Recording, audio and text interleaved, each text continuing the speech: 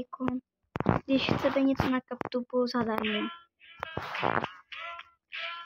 Teď budeme použít třeba šablonu a nechcete použít své šablony, jo?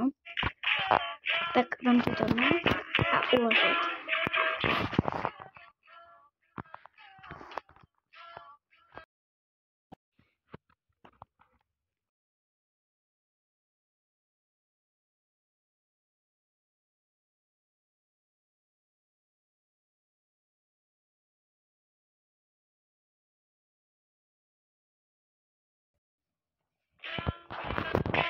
Další hotovo.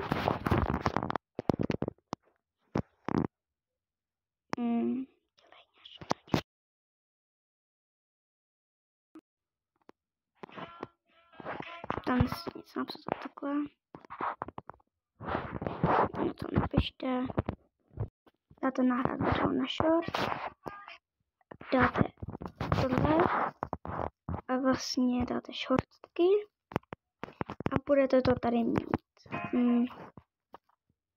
Tady se vám to bude nahrávat. A tady to třeba.